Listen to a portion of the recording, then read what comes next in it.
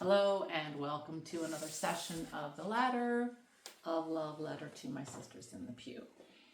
This is an 18-part series that I'm streaming on YouTube to have it accessible to you, mostly to my sisters in the pew, because I want them to hear the message that I see them, I care about them, and I've been there, and I'm hoping that this knowledge can make a difference in your life. I do not want you to feel like I'm taking away your free will. I want you to feel empowered to listen to your own voice inside. So that's why I'm here. This is taken from the book, The Ladder, A Love Letter to My Sisters in the Pew, by the same title. It is available on Amazon for $9.99 in the paperback version, or 99 cents in the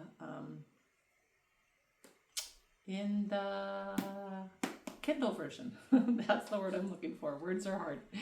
Okay. Today's session is called Ill-Willed Men Seek Isolation.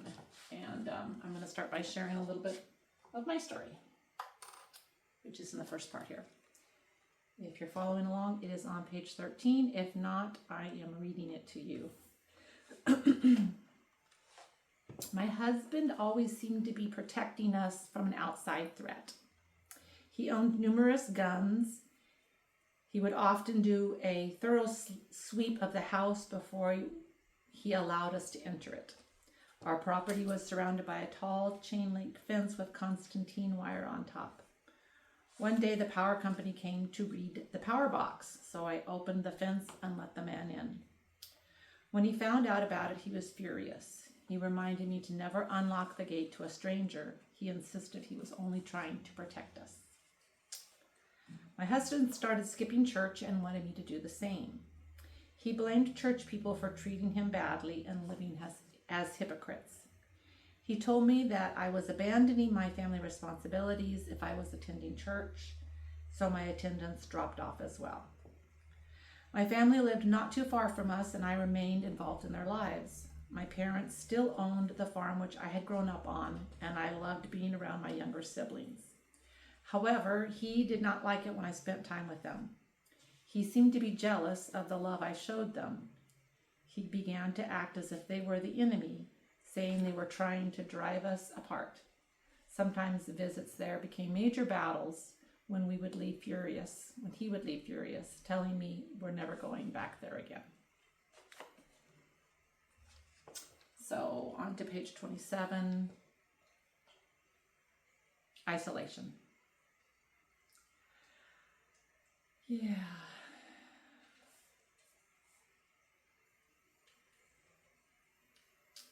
I couldn't understand why my husband didn't like me to go to ladies' retreats or take trips with my family. It didn't make any sense to me.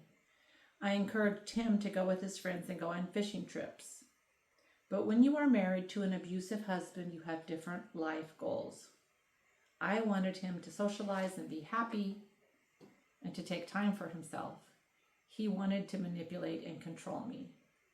It's key to understand that good-willed husbands and abusive husbands have different life goals, and ill-willed men seek isolation, which provides more control.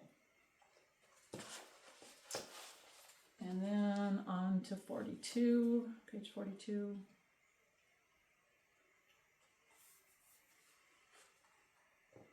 Physically isolating her from others. Separating the wife from her friends and family, which he perceives as a threat to keeping her under his control, is a type of physical restraint.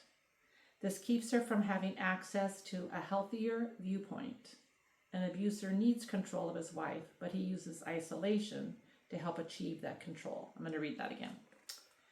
An abuser needs control of his wife, but he uses isolation to help achieve that control. And then page 69.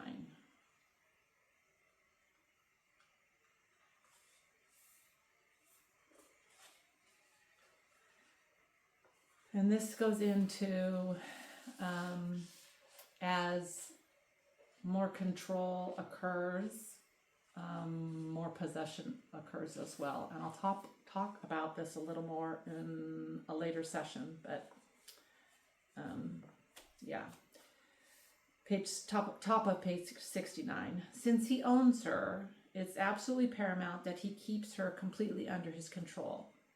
Any threat to that is perceived as disrespectful.